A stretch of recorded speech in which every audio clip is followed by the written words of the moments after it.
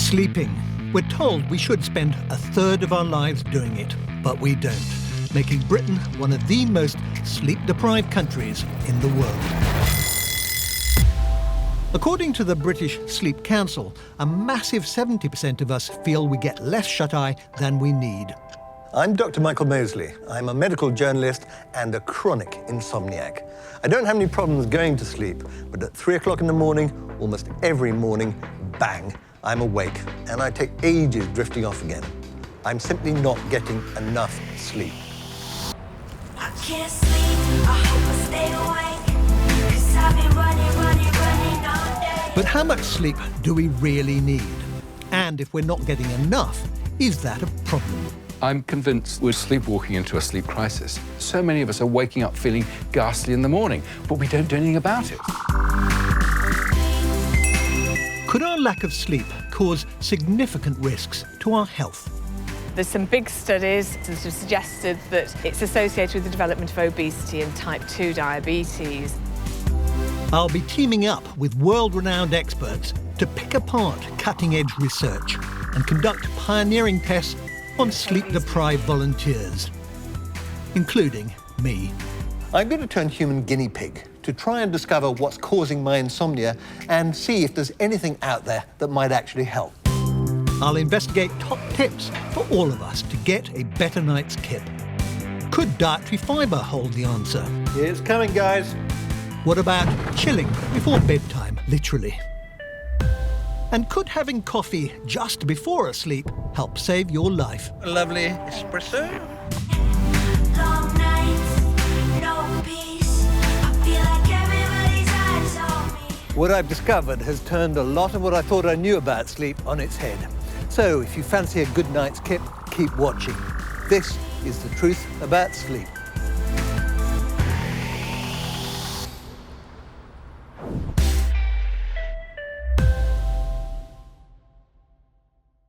Over the last 60 years, the amount of sleep we've been getting every night has fallen by an average of 1 to 2 hours.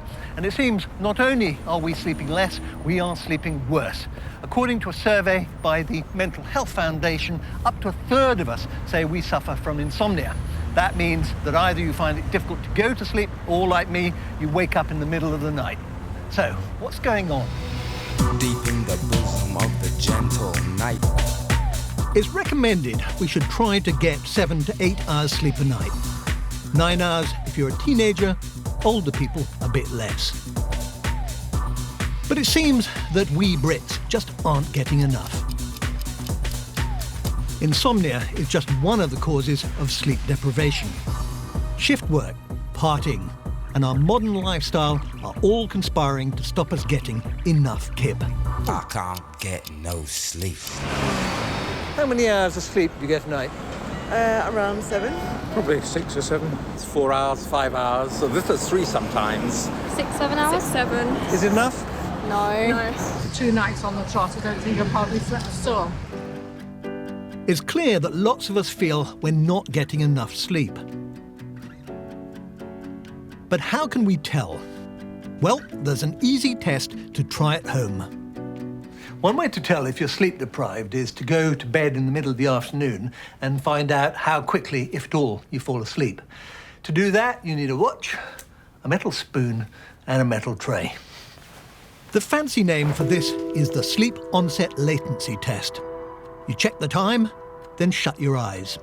When you fall asleep, the spoon should hit the tray, bang, and wake you up. If you fall asleep after 15 minutes, you're okay. 10, you're sleep deprived. But if it's 5 minutes or less, then you may have severe sleep deprivation. Right, running. Oh, that was just over 10 minutes. So I guess that suggests I'm moderately sleep deprived. As I suspected, I'm not getting enough sleep. I decided to do this test on some willing office workers. 3 out of 10 who fell asleep nodded off in around 10 minutes. That's not surprising, because 40% of the UK population say they regularly get less than 6 hours sleep a night. And that's not enough sleep.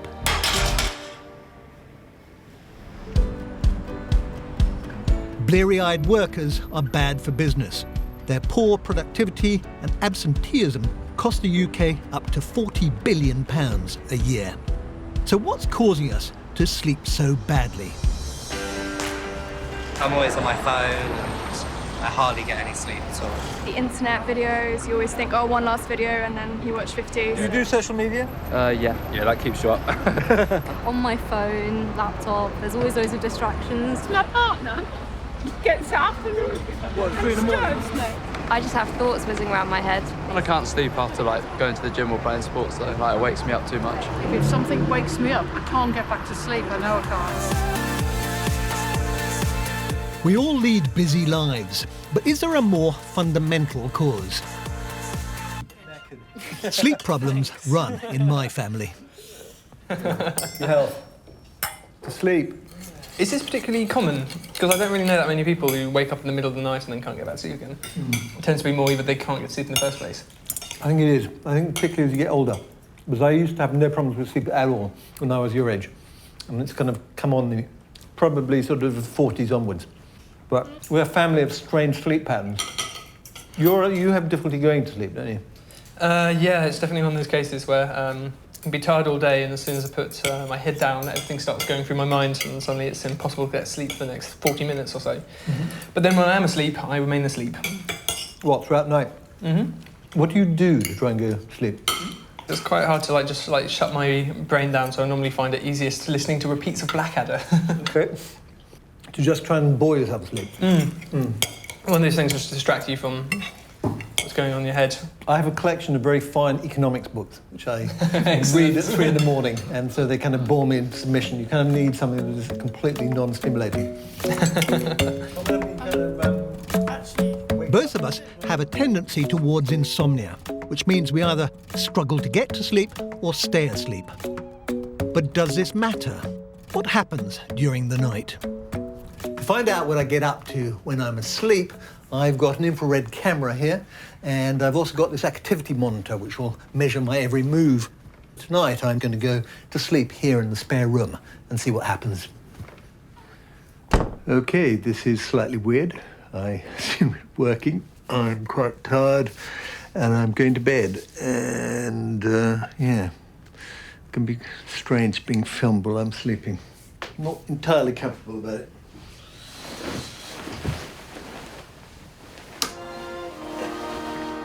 I should sleep in a series of roughly 90-minute cycles. Stage 1 is where you drift in and out of consciousness before moving to stage 2 when your brain waves slow. Then you move to stage 3 and 4, deep sleep, where breathing also slows and there's little muscle movement.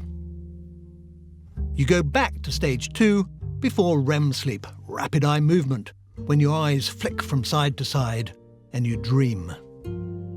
And this cycle should be repeated 5 or 6 times throughout the night. But this is what happens to me.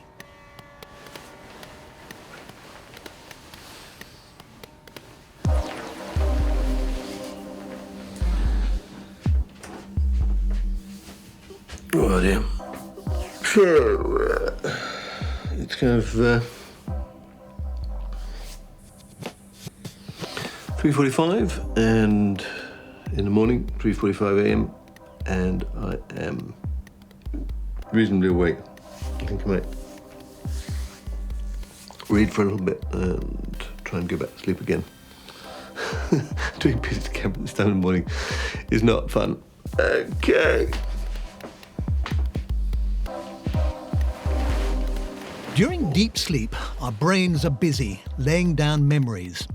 It's also a time when scientists think our brains are being spring-cleaned, toxins and waste washed away, and our bodies should be getting some well-earned rest. But in my case, this clearly isn't happening. I'm waking up during the middle of the night, which is annoying and rather worrying.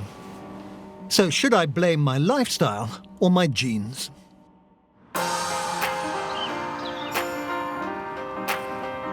To see how genetics affect sleep, I sent my blood off for DNA analysis. And now I've come to the Surrey Sleep Research Centre to meet Professor Simon Archer.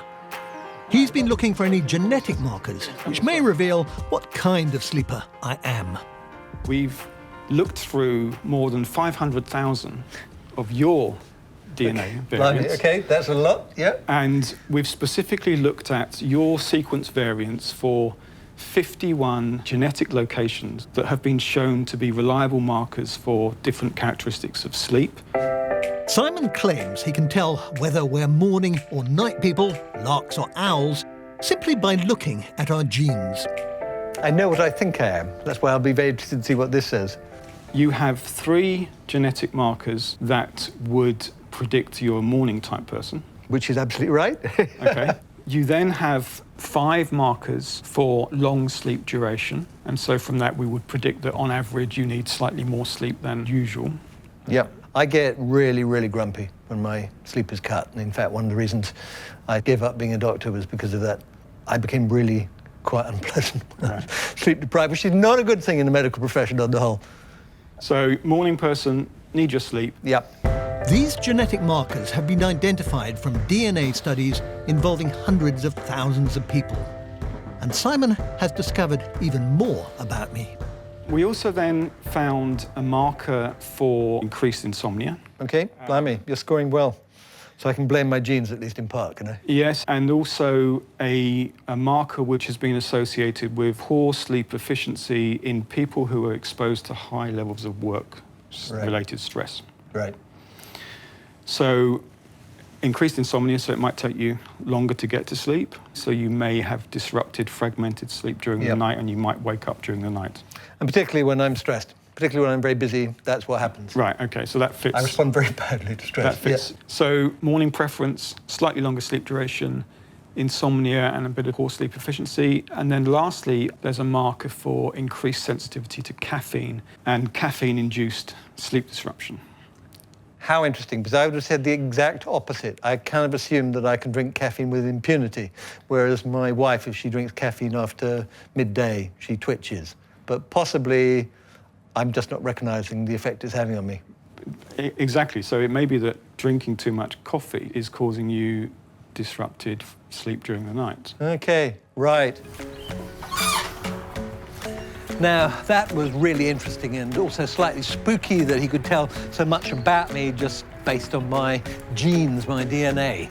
It was striking how much of my insomnia is in my genes, and the fact that I find it difficult to sleep under stress was also quite revealing and absolutely accurate. The only thing that genuinely surprised me, though, was the fact that I seem to be very sensitive to caffeine, so I should obviously try and reduce that as much as possible. Even without knowing what your own genes are telling you, caffeine really isn't a good idea if you struggle with sleep. And there's another drink that isn't great either: alcohol. Many people use alcohol to help them get off into the land of Nod, but the truth is it can cause interrupted sleep and sleep quality will be poor. Plus, it relaxes your throat muscles, causing snoring. Can then keep your partner awake too. So I can partly blame my insomnia on my genes. And it certainly isn't helped by my love of coffee, plus the odd glass of wine. But I am worried about the long-term consequences of getting too little sleep.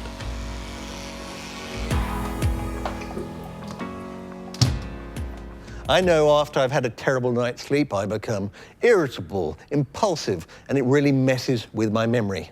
But lack of sleep can also be extremely dangerous. Rates of type 2 diabetes and obesity are rocketing in the UK. They are associated, in turn, with an increased risk of heart disease and cancer. But is there a link to sleep?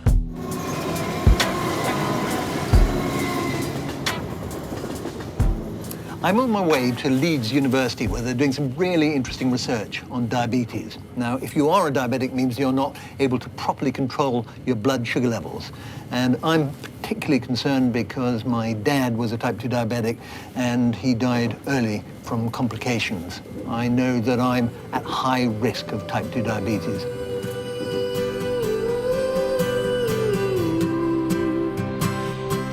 I'm meeting Dr. Eleanor Scott, who is doing groundbreaking research into a possible link between type 2 diabetes and lack of sleep.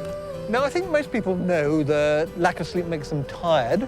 Yep. But what other things does lack of sleep do? This is a really interesting area of research. We know that a lack of sleep alters the levels of different hormones that are involved in how we perceive appetite and hunger.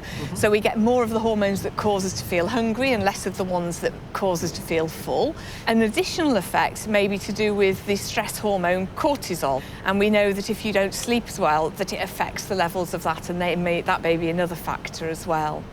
There's some big studies suggested that people who sleep too little, and indeed those who sleep too much, it's associated with the development of obesity and type 2 diabetes.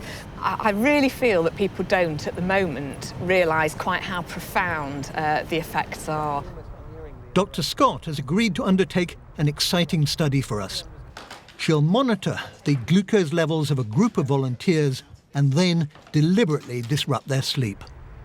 We'll see if their levels rise, an indicator of the increased risk of type 2 diabetes. What we want to do is to get some healthy participants who are just living ordinary everyday lives and get them to sleep 2 nights where they sleep as normal, 2 nights where they restrict their sleep just by 3 hours, and then 2 nights where they are allowed recovery sleep.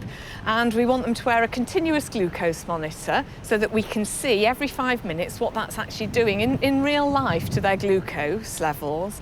And also to wear an activity and sleep tracker so that we can check that they do alter their sleep. Fingers crossed. OK, I shall catch up with you in a few weeks' time. By then you should have... By then we'll know. For better or for worse. Exactly. Okay. Thank you very much. Bye-bye. It will be the first time a study like this has been undertaken, outside the lab, in the real world. People going about their daily lives, but on less sleep. Right, let's check some blood. Pull back and brace for the pain.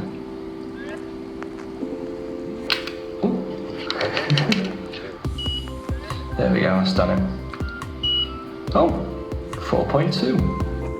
We'll all record our sleeping patterns for a week and keep a diary of our progress. Didn't get that good a sleep last night for whatever reason, so I'll put it down to a 3.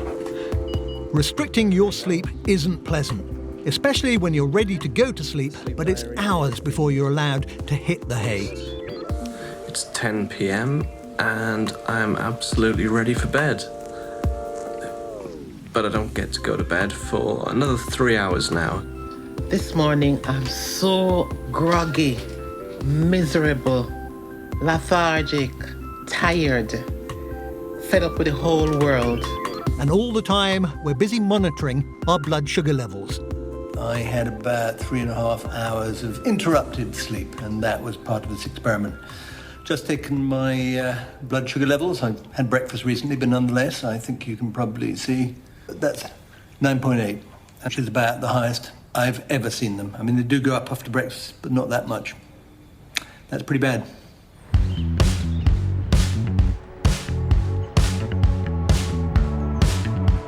I'm back in Leeds to see Dr. Scott and our volunteers for the results of our sleep deprivation experiment. Looking too sleep deprived at all? I wonder if, like me, they found cutting back on sleep really hard going. I have never felt such craving for sugar, and I felt really limp and I couldn't be asked. My mental capacity wasn't on it, but also the hunger that I really wasn't expecting. I wanted like lots of biscuits, and I didn't just have one, I'd go for like 10. and I wrote it down on my diary, 10 custard creams. Is that abnormal? Yeah, that's abnormal for a breakfast.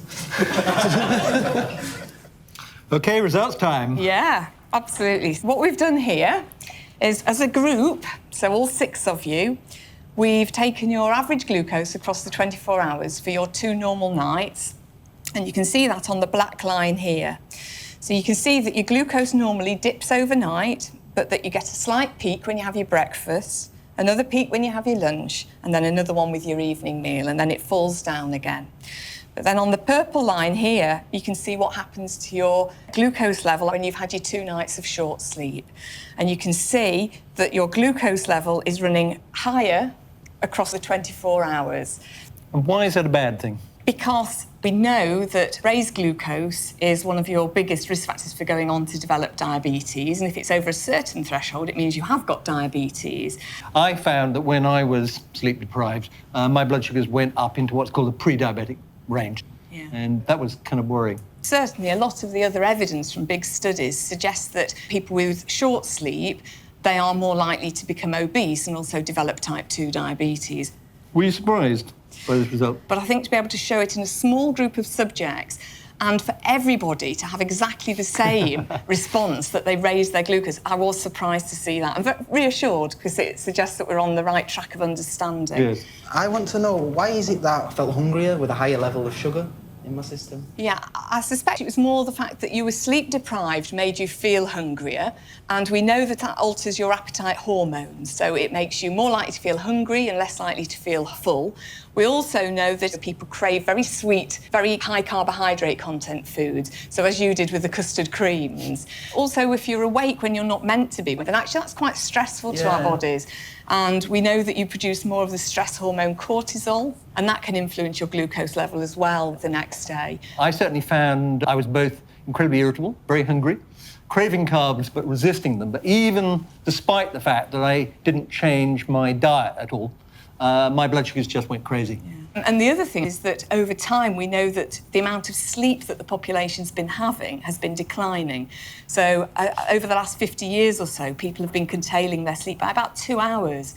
So given that you have done it just for 3 hours for a short term, if that's what's happening to the nation, then potentially that's increasing their hunger, increasing their obesity, increasing their risk of type 2 diabetes. Early night for me tonight, then.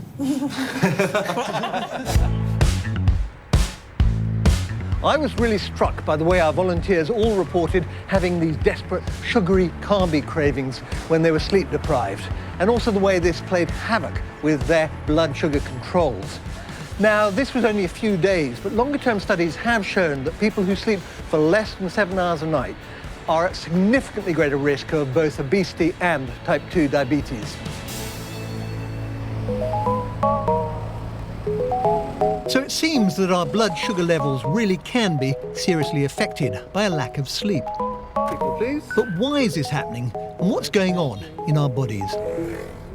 There's a lot of really interesting research going on at the moment into the impact that your gut bacteria, also known as your microbiome, has on your health and also your weight. Now, I'm particularly interested in the effect that sleep or lack of it has on those gut bacteria. So what I've done is I took poo samples after a good night's sleep and then after a bad night's sleep and sent them off to be analysed. And I'm off now to find out what the results are. Should be really interesting. This is Dr. Jonathan Sedanese. He's been doing research into the impact of lack of sleep on gut bacteria. You've got all these microbes living in your gut. Yeah. What are they doing? What are they? You can basically sum them up in this, which is over a kilogram of gut microbes. This is about 100 trillion cells, which equals approximately the number of cells that you yourself are composed of. So we could say that we're equal bacteria as we are human cells. So what are these gut bacteria doing? They're helping us absorb nutrients, and they are a barrier against infectious agents that might otherwise enter our body. And they basically help us promote both a normal metabolism, but also a normal immune system. But what's the link between how I sleep and my gut bacteria? So what I did is I took a poo sample. I was sleep deprived for a couple of nights, took another one, sent it to you. Yeah. You had the pleasure of looking at it. Yeah. What did you find?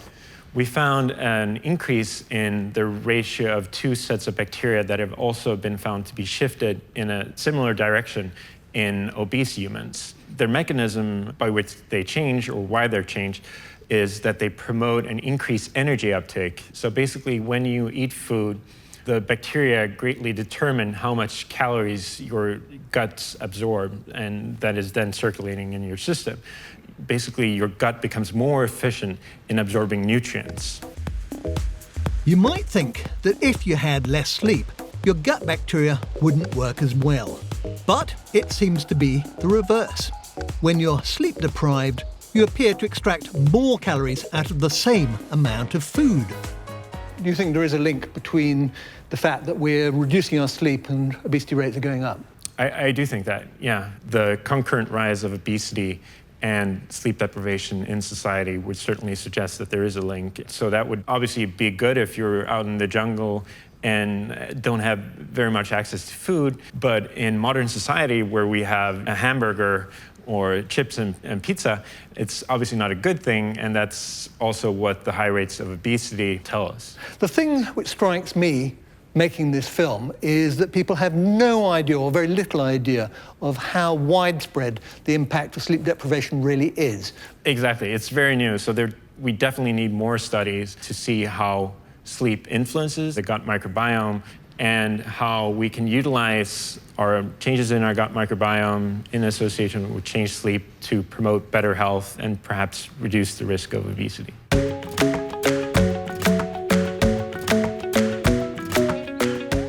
So the experts really are finding new and unexpected ways in which lack of sleep affects our bodies. The link between sleep and weight is getting stronger. A recent study, for example, found that half of those who sleep for less than 5 hours a night are obese.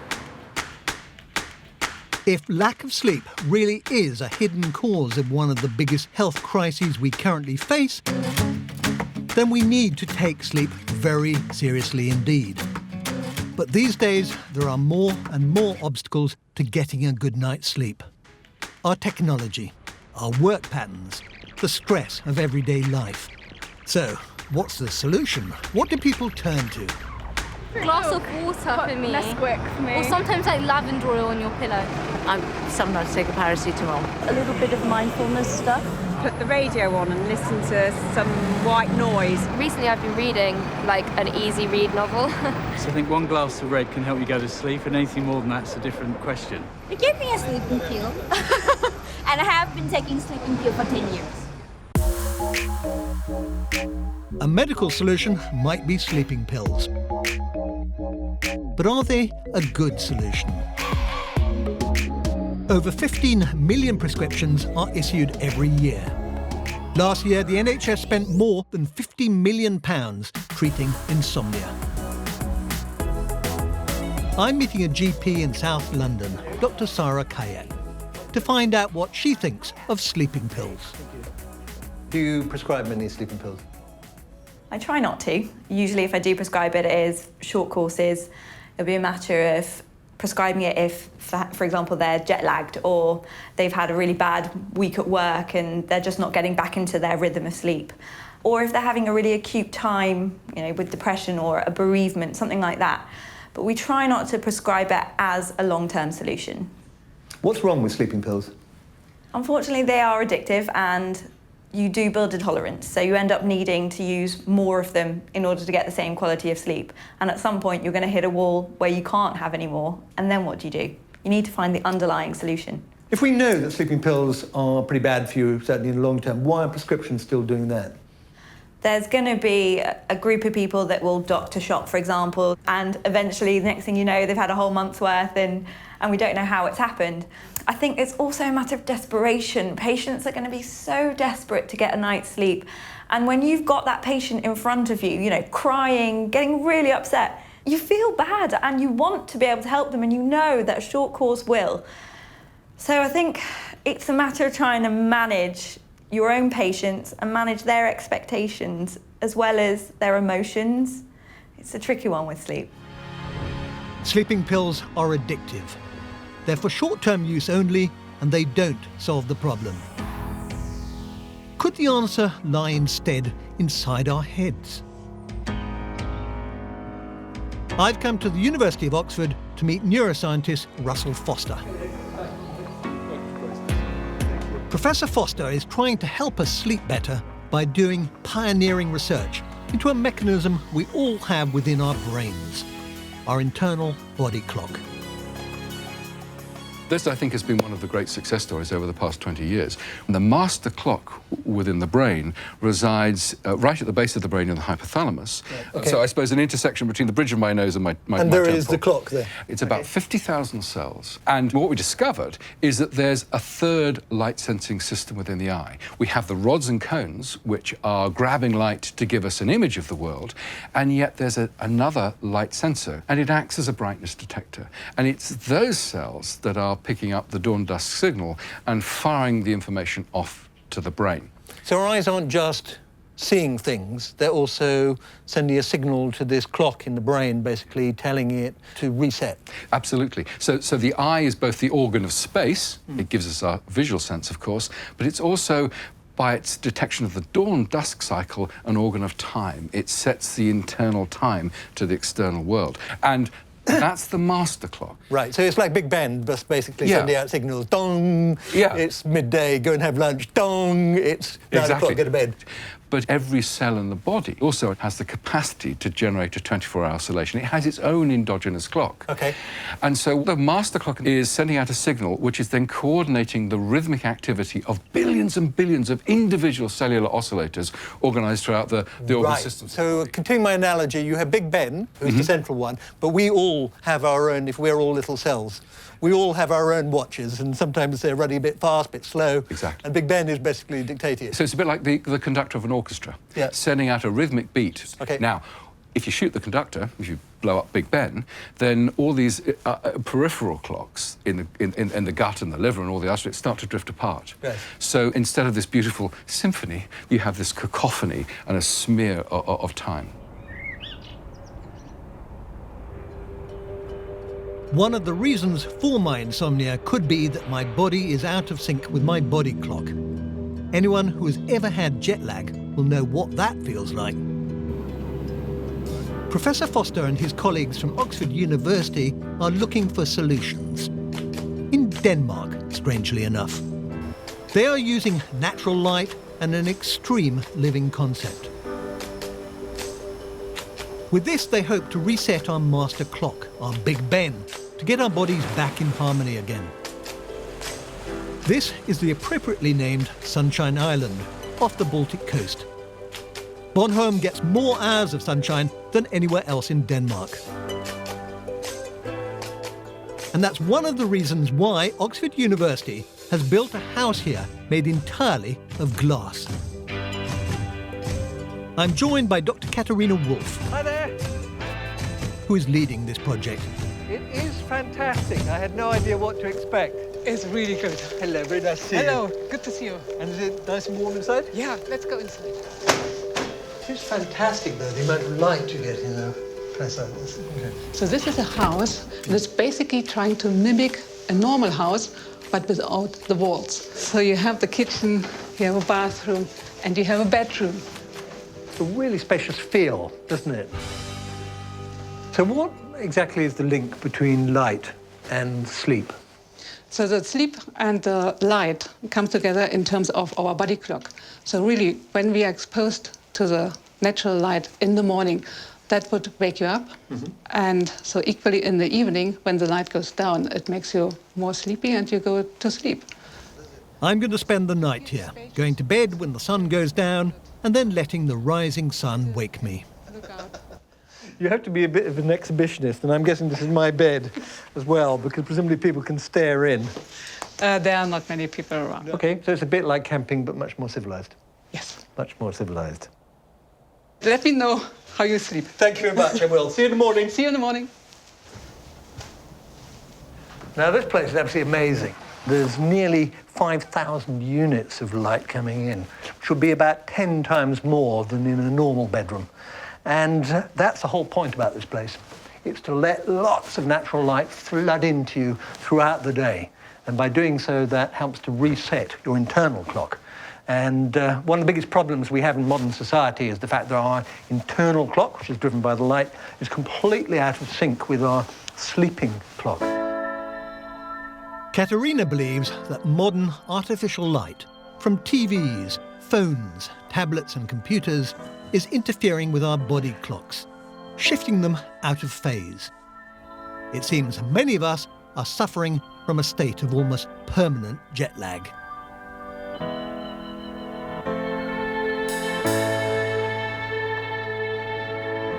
Since I'm trying to minimise the impact of 21st century technology, then I suppose I'd better hand these over. Night. Time to bed down for the night. Katerina is charting my sleep with an activity monitor to see what effect, if any, sleeping in this glass house has on my body clock and my general well-being. As dawn breaks, it's natural light and not an alarm clock that wakes me.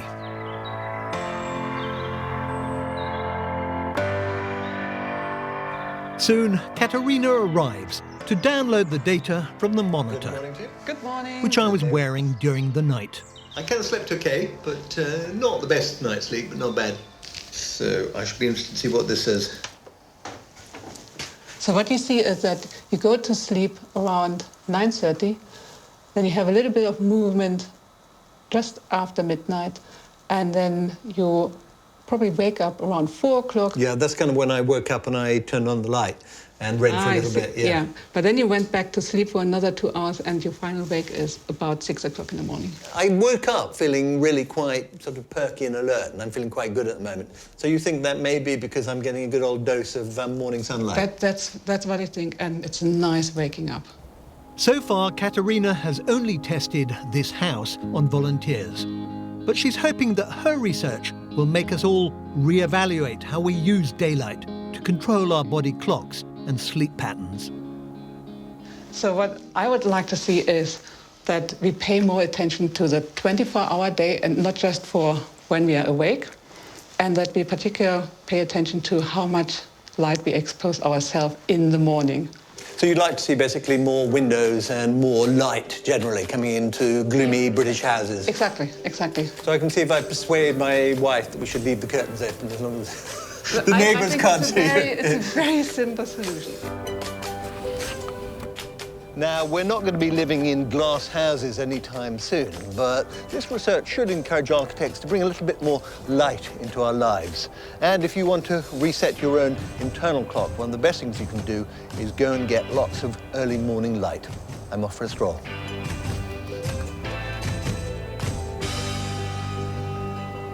Other ways to reset your body clock, which our sleep scientists recommend, include removing technology from your bedroom.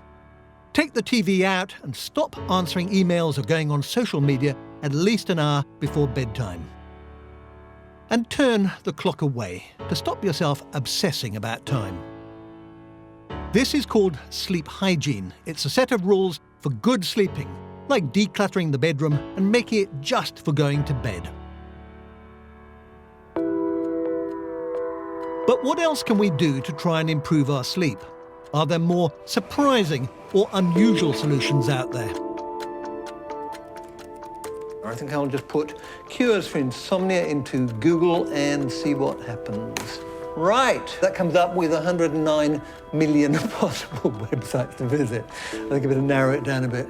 Now, there are an awful lot of things that are blindingly obvious, but I found 4 things which are slightly more unusual and which actually have some science behind them. They've actually had papers published on them. I've asked GP Dr. Sarah Kayat to find me 3 sleep-deprived patients to try these treatments on. I'll also be doing one of them. Meet shift worker Daniel, Pilates instructor Yolanda, and events manager Jasmine. Like me, they're all desperate for a good night's sleep. I've been a bit of a bad sleeper all my life. I think it runs in the family. I have trouble sleeping, getting my body clock back from sort of working night shifts. I haven't really slept for 20 years. OK, so top of my list here is mindfulness, which is very fashionable at the moment. It's mostly used to treat stress, but could it help you sleep better? You concentrate your mind on the present. It's about breathing and focusing on your breathing and thinking about what's happening right there and then. What's next? Now, this is quite a simple idea. You have a hot bath or a shower around an hour before you go to bed. You come out into a cool down environment. It's a bit of an old wives' tale, but there is some science behind it. According to this study, this led to an increased likelihood of sleep initiation. In other words, they fell to sleep faster. Kiwi fruit. Yeah, don't mind kiwis. Try 2 kiwi fruit an hour before you go to bed. They took 24 people and they made them eat 2 kiwi fruit an hour before bedtime for 4 weeks, and it really did seem to make a difference. Now, this is an unusual one. It's from the University of Colorado at Boulder. Dietary prebiotics improve sleep. What they found is that eating a particular type of fibre seems to help sleep, at least it does in rats. Well, I think it's probably time for a human to give it a go. Welcome to Lab Rat number 4. So what I've got here is something that's called a prebiotic, and what it consists of is a sort of white powder, and it's a bit like a fertilizer for the bacteria in my gut. So it looks a bit like dried milk powder. I'm told it's completely tasteless. It's gone into a slightly disgusting looking lump. But apparently my bacteria are going to love this. Here it's coming, guys. Doesn't add to the flavour. I'm going to persevere with my prebiotic fibre drink for a week and then catch up with the other lab rats. In the meantime, I'm off to investigate a short-term fix for those times when being sleepy is really, really dangerous.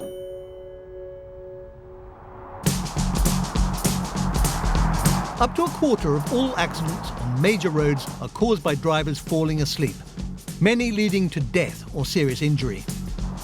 I've been driving all night, my hands wet on the wheel. We've all had that experience of micro sleeps when you kind of nod off a bit like that, and you may not even be aware you've done it. It lasts for a second, 2 seconds, whatever, and it's really, really scary. You can travel an awful long way along the motorway while you are sitting there with your eyes closed. Around 1 in 3 of us admit at some point having fallen asleep at the wheel. Clearly, you shouldn't be driving if you're feeling sleepy. But if it happens to you on a long journey, then there is a neat fix. Research suggests that having a strong coffee just before a nap could actually help you feel more rested. But how does it work? To find out, I've got a ruler and 3 volunteers. Dave, Carl, and Joe. Okay, we feeling that sort of late afternoon slump begin to come on? Getting there. It's getting a little bit sleepy. Now, have any of you ever fallen asleep at the wheel when driving on your eyes closing? Yeah. Absolutely. It's terrifying, isn't it? It is. So what I want to do is kind of show you a way that you can deal with it if that happens to you again. And I'm going to start by measuring your reaction time. So I'm going to drop it, and you're going to try and catch it, okay? And I'm not going to tell you when. And do it again. I'm using the ruler to measure reaction times. And finally, woof, very good. 20 centimetres is 0.2 of a second. I'm taking an average of 3 goes. Okay, you think you can beat Joe? And whoa, very good. Okay, and David. Very good, yeah. Okay, whoa, and again, whoa, very good. So I'm going to take you all out to your cars now, and I want you to have a snooze, but just before you go and try and snooze, I'm going to give you a big cup of black coffee. Okay? Okay, and here you go, a lovely espresso. And now snooze. Knock it back in 1. Thank you very much. Receiving department, 3 a.m. Staff cuts have socked up the overhead. If you drink coffee immediately before taking a nap, then you'll fall asleep before the coffee has time to hit your brain. Day sleeper, day Well, that's the idea. How are you feeling? You managed to have a snooze? I think so, yeah. Woohoo! Oh Good my morning. God, it's so bright. Did you manage to get a little bit of snooze in? I did, miraculously, yes, I did. Surprising, isn't it, considering you got an espresso running around your system? The dog was also having a little sleep. Yeah. Right, I'm going to redo the reaction times again, and I'll start with Joe, I think. Okay, here we go, Joe. Let's see if we're feeling more perky than we were. Whoa! Okay, I got that. Now we'll do Carl. Okay, can you beat her? Whoa! Very good. And Dave.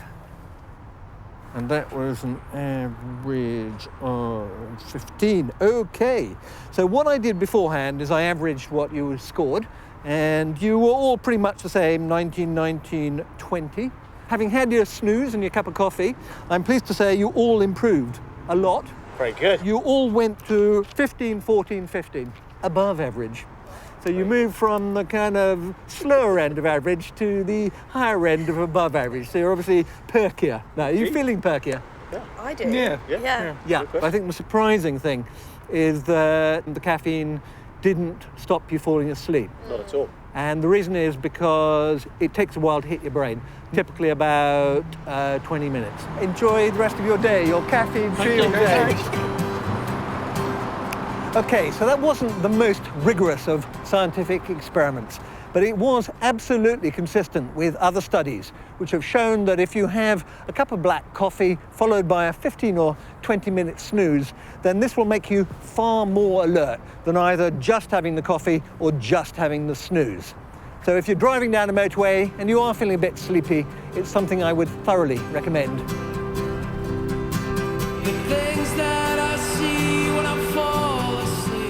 This is obviously a quick fix solution to a particular problem. But quick fixes aren't the answer for those of us with ongoing sleep problems. So we've been putting some longer-term remedies to the test. Over the last few days, I've been taking a dietary fibre drink to help me sleep.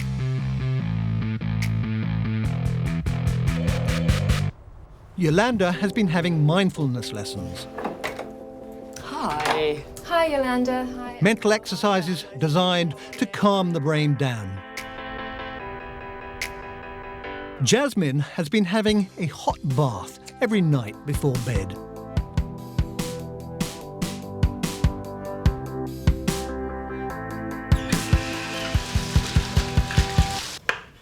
While Daniel has been eating 2 kiwi fruit every night.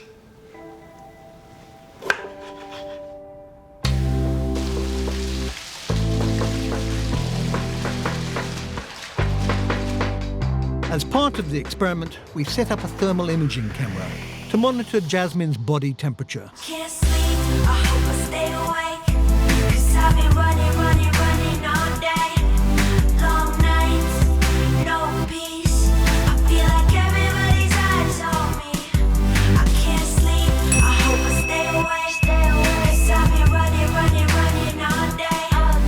Long nights, no peace, I feel like everybody's eyes on me. I can't sleep.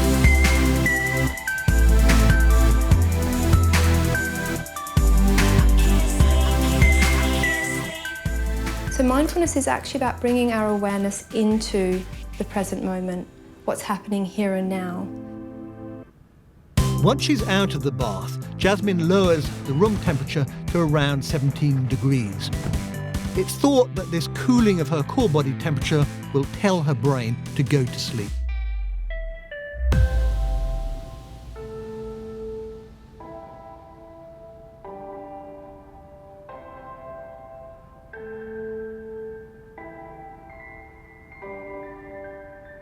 We've given them apps to record how well they're sleeping.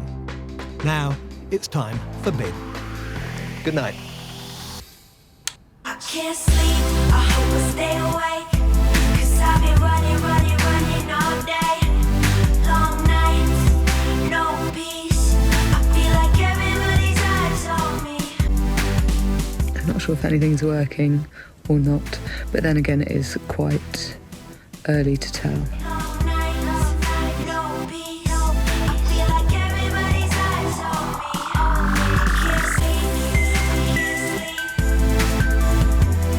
I'm really looking forward to finding out the results, although I'm sceptical as to whether any of these techniques will really work.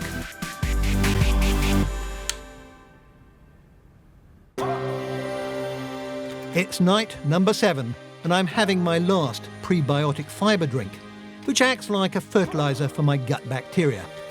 not to be confused with a probiotic, which is live bacteria. Much to my surprise, it appears to be working. And yeah, I've been finding that whereas normally I wake up at about 3 o'clock every morning, since I've been taking this stuff, it's been more like 5 o'clock. And I also able to get back to sleep much more easily. So that has been surprising and really, really encouraging. So far, so good.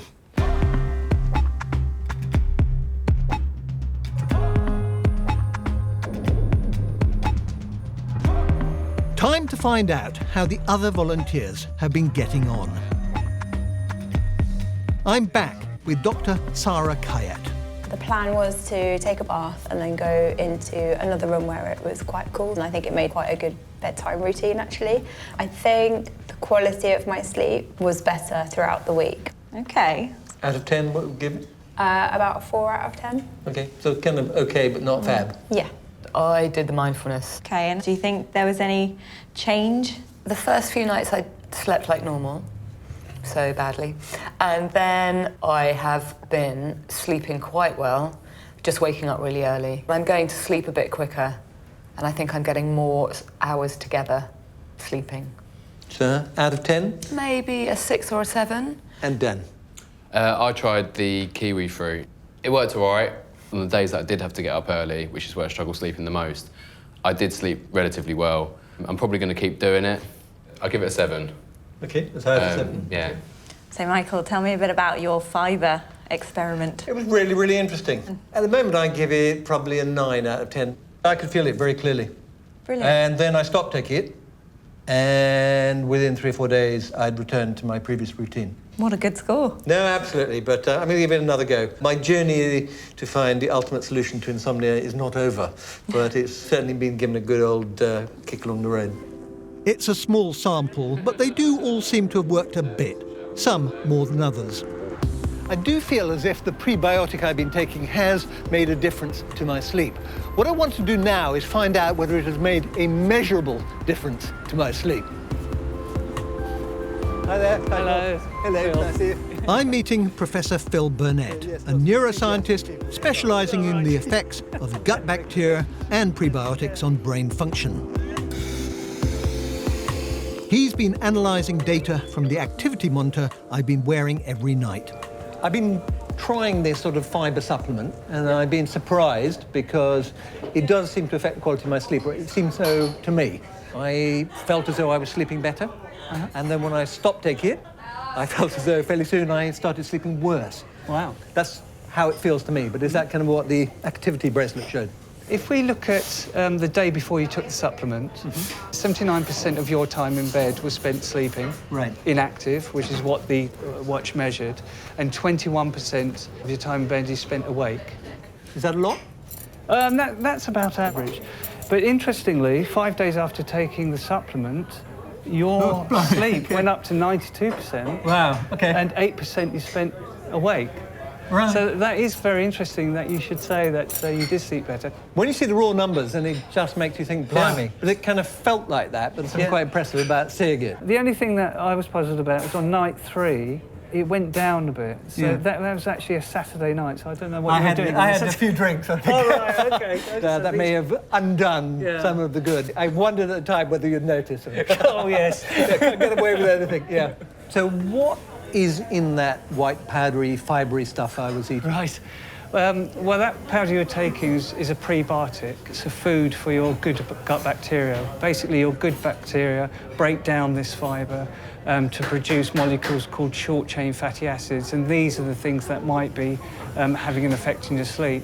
Of course, when this prebiotic grows good bacteria, the bacteria themselves have beneficial effects, like synthesize vitamins and so on, and beneficial effects to the bowel and the immune system. So the white powder is acting a bit like a fertiliser for the good bacteria in my gut, is that right? Yeah. Are these bacteria in turn producing something? We think it's the short-chain fatty acids such as acetate, butyrate, propionic acid. We think that's one way that good bacteria can affect the brain and affect your health overall. OK, but what's that to do with my sleep? Well, the breakdown of the fibre itself is producing beneficial molecules, and the bacteria themselves once they're established, actually produce other molecules that benefit your gut and your brain. So perhaps it is because of these short-chain fatty acids being produced that it's affecting your sleep. So what I was doing was using a commercial dietary fibre. Yeah. If I was looking for this substance in food, where would I look? Well, the best ones for that particular prebiotic are lentils, red or green, and chickpeas or hummus. Okay. But it's also present in beans, different types of beans, butter beans, lima beans, that sort of thing. Okay, I hate butter beans. Okay, but you don't have to eat hate butter beans, but I do like lentils, and I love hummus. It's funny because there are so many sort of legendary things around food, most of which turn out to be utter nonsense. Yes. But I've never heard of lentils or hummus as being a sleep aid. And yet this one actually seems to have, you know, at least some decent theory behind it. And don't forget you had a supplement. So this is probably 100 times, more fibre than a bowl of hummus. Right, okay. Does that mean that food is not going to work, or it just means it would take longer? It just means it would take longer. This is really new science, isn't it? Oh, yeah. Were you surprised by this? I mean, I was surprised by this. I was quite surprised because I thought you needed to be on the supplement longer. Do you know of any studies in humans, or am I the first who's looked at this? No. This is novel finding, is it? This is quite novel, and I think it warrants, further investigation. In other humans. Yeah. Now, there could be other reasons why I'm sleeping better, and obviously we need proper human trials, but it is a promising start. We're always being told just how important fibre is to a healthy diet. So wouldn't it be great if it turned out that it also helped us get a good night's sleep? What I've learnt about sleep is that it's key not only to our mood and immediate alertness, but it's more important for our long-term health than I had ever imagined. If you do want a good night's sleep, there are things you can do. For starters, make sure your bedroom is nice and cool, ideally around 17 degrees. And also ensure there is absolutely no electronic equipment in here to distract you. At least an hour before bed, switch off all social media. That way, by the time you go to bed, you'll be ready for sleep. Earlier in the day, you will have been out for a walk to get that early morning light, which will reset your internal clock and wake you up. For your evening meal, do ensure you get something which is really rich in fibre, as we've just seen that is incredibly important. And also, do avoid alcohol. I've incorporated all of these things into my nighttime routine, and they really do make a difference. So good night. I hope you sleep really well.